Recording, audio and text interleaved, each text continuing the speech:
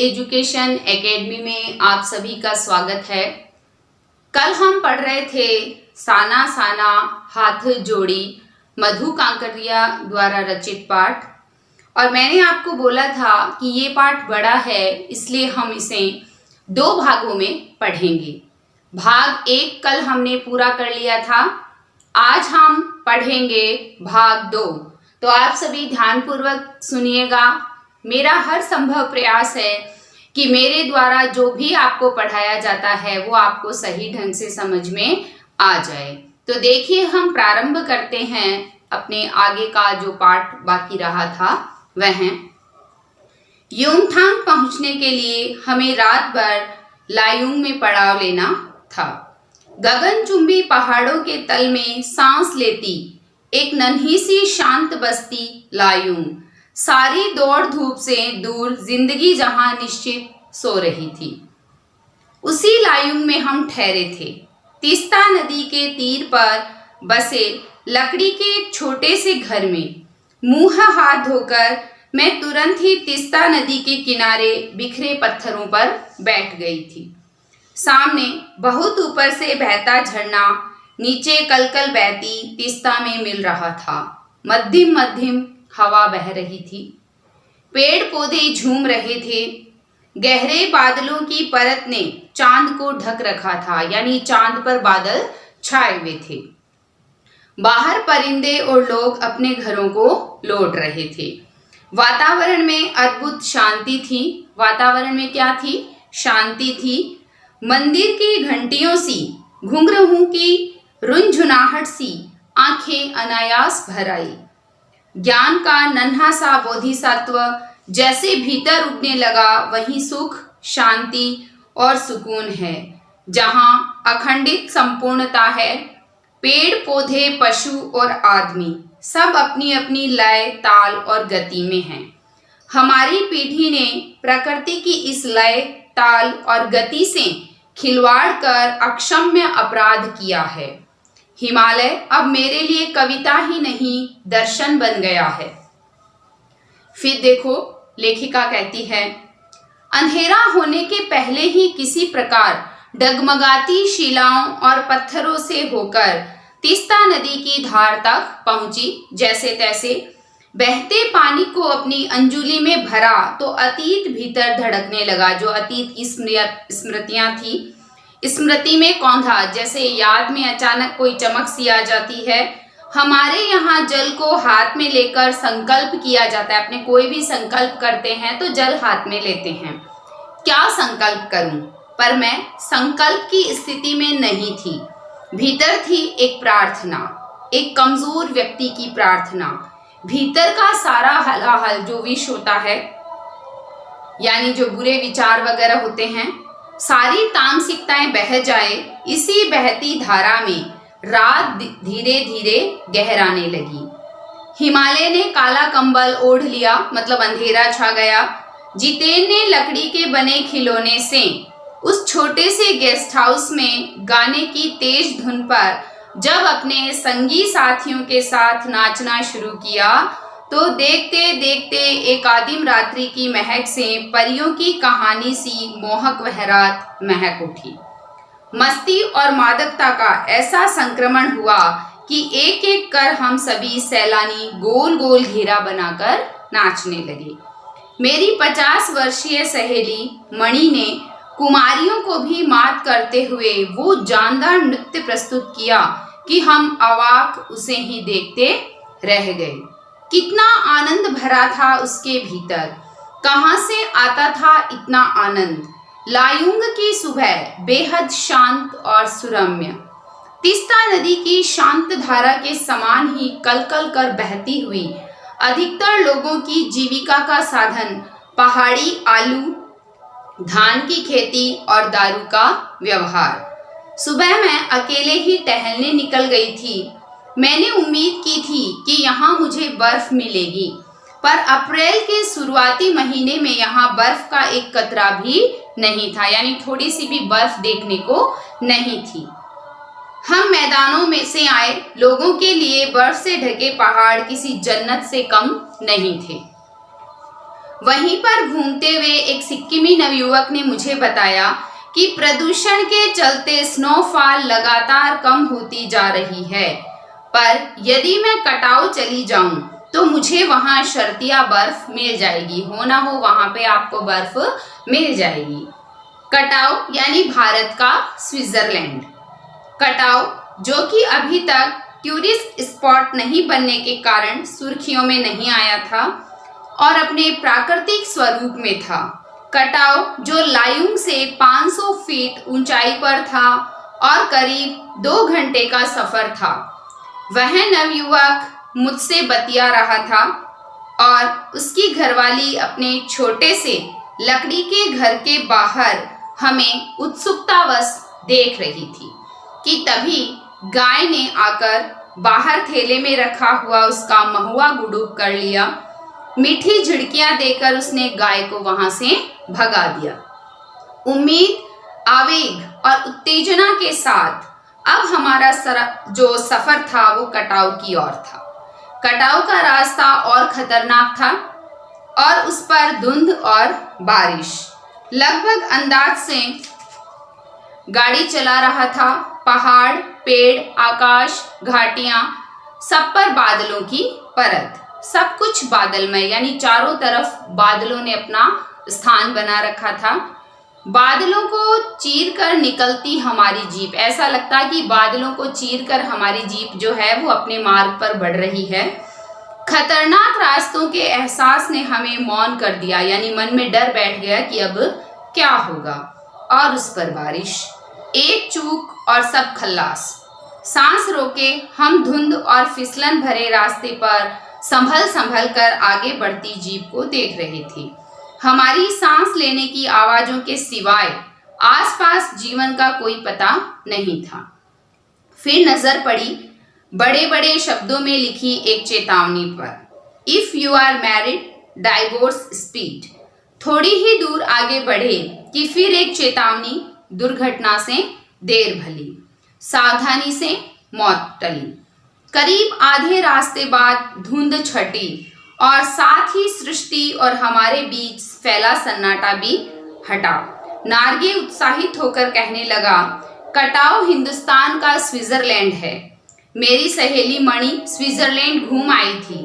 उसने तुरंत प्रतिवाद किया, नहीं, स्विट्जरलैंड भी इतनी ऊंचाई पर नहीं है और न ही इतना सुंदर है। फिर देखिए, हम कटाव के करीब आ रहे थे क्योंकि दूर से ही बर्फ से ढके पहाड़ दिखने लगे थे।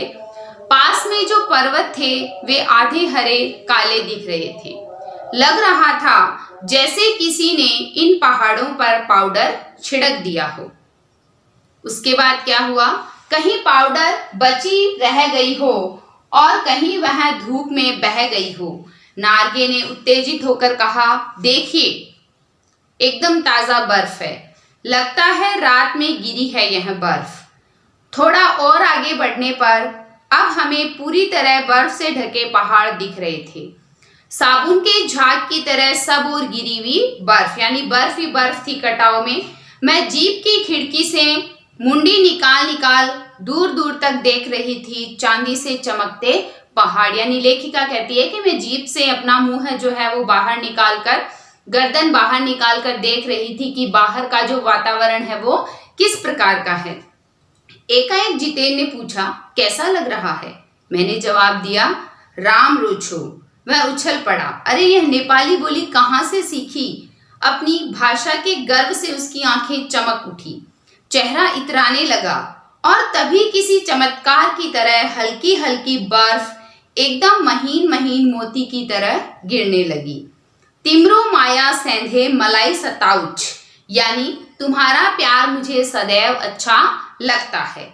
चहु और बिखरी यह बर्फीली सुंदरता जितेन के मन पर भी थाप लगाने लगी थी। प्रेम की झील में तैरते हुए झूम झूम गाने लगा था वह। हम सभी सैलानी अब जीप से उतरकर बर्फ पर कूदने लगे, क्योंकि बर्फ देखने गए थे, बर्फ मिल गई तो बहुत ही आनंद की प्राप्ति हो गई। यहाँ बर्फ सर्वाधिक थी, घुटनों तक नरम नरम बर्फ। ऊपर आसमान और बर्फ से ढके पहाड़ एक हो रहे थे। कई सैलानी बर्फ पर लेटकर हर लम्हे की रंगत को कैमरे में कैद करने में लगे थे। मेरे पांव झनझन करने लगे थे। मन पर वृंदावन हो रहा था। भीतर जैसे देवता जाग गए थे। ख्वाहिश हुई कि मैं भी बर्फ पर लेटकर इस बर्फीली जन्नत को जी भर देखूं, पर मेरे पास बर्फ पर पहनने वाले लंबे लंबे जूते नहीं थे।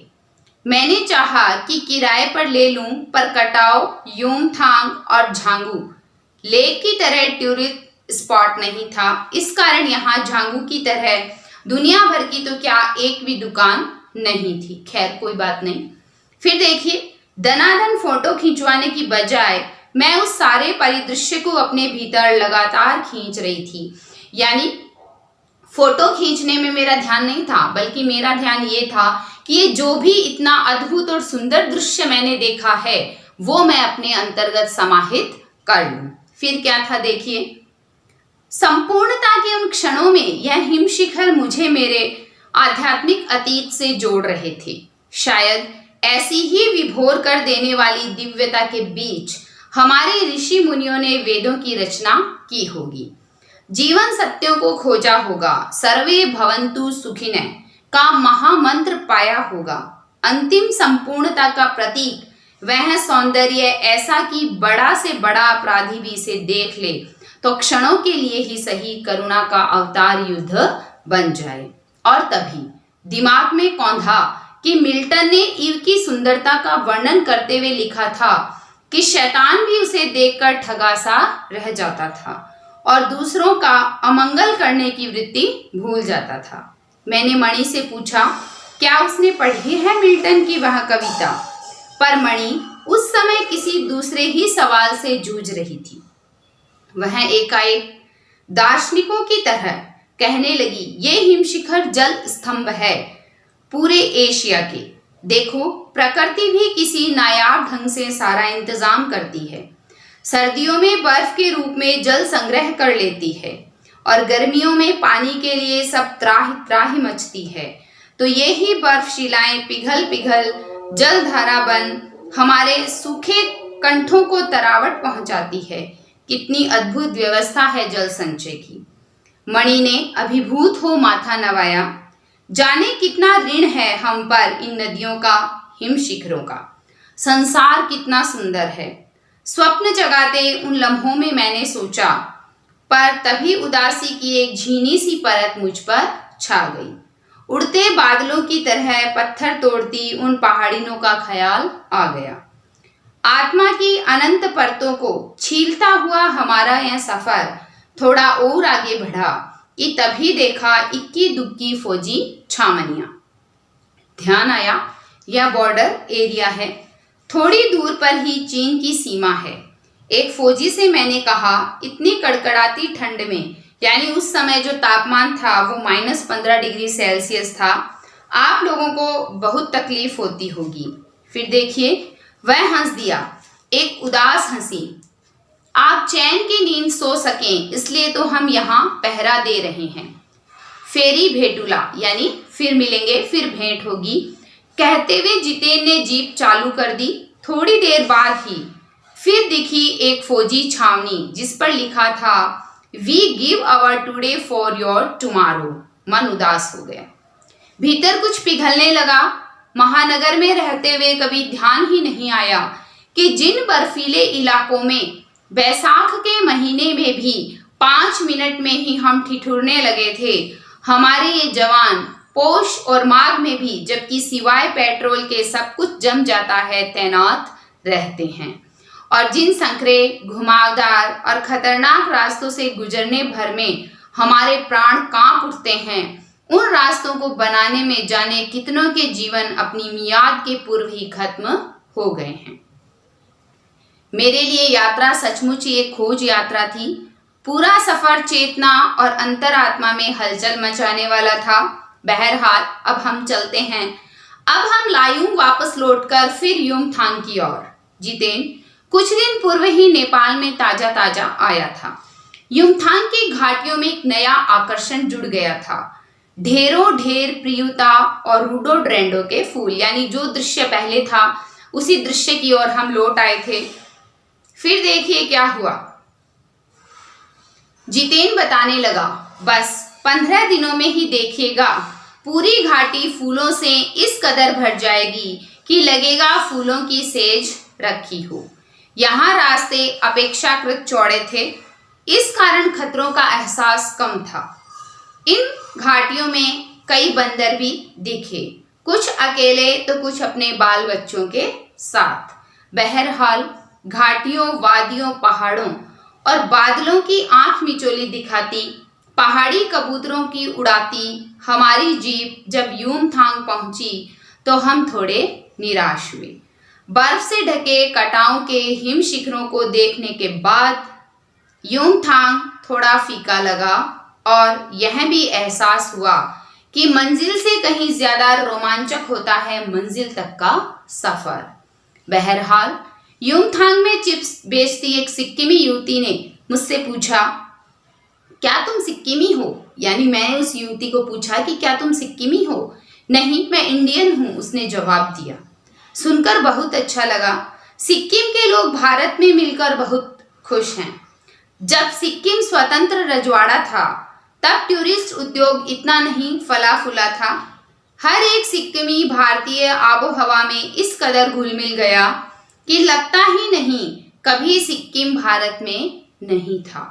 जीप में बैठने को हुए कि एक पहाड़ी कुत्ते ने रास्ता काट दिया।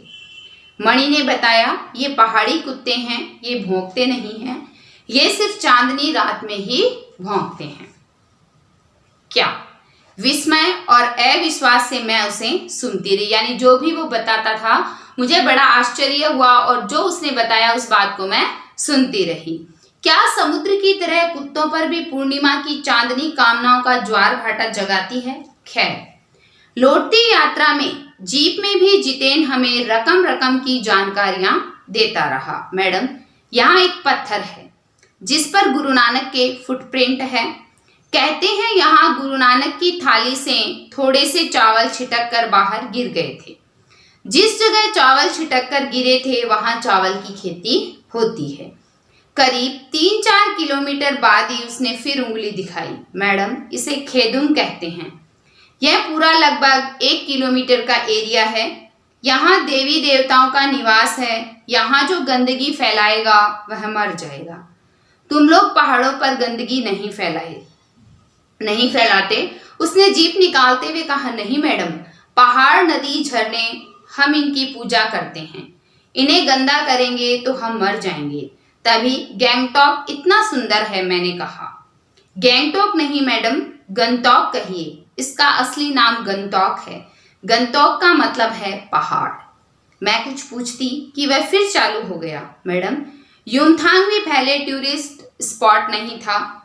यह तो सिक्किम जब भारत में मिला उसके भी कई वर्षों बाद भारतीय आर्मी के कप्तान शेखर दत्ता के दिमाग में आया कि यहाँ सिर्फ फौजियों को रखकर क्या होगा, घाटियों के बीच रास्ते निकालकर इसे टूरिस्ट स्पॉट बनाया जा सकता है।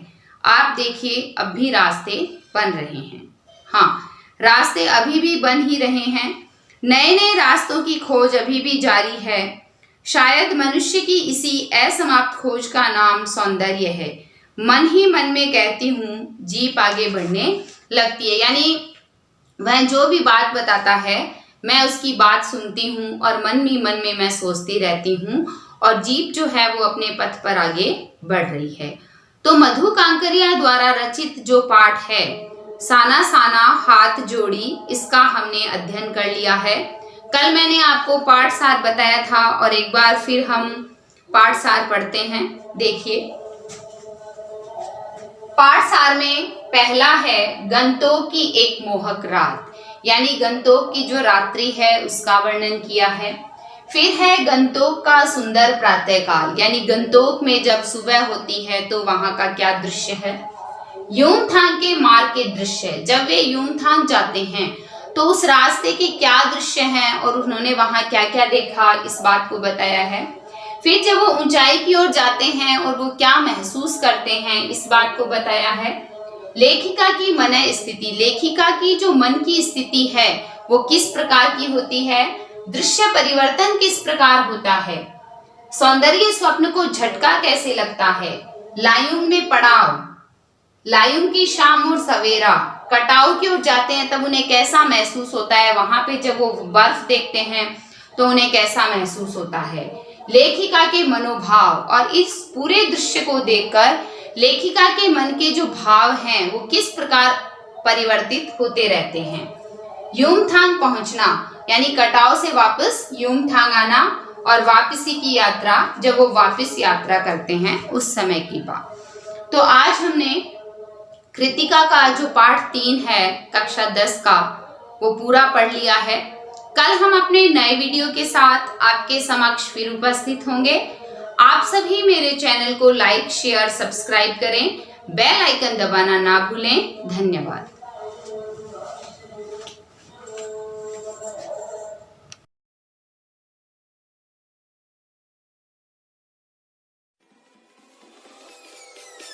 Peace.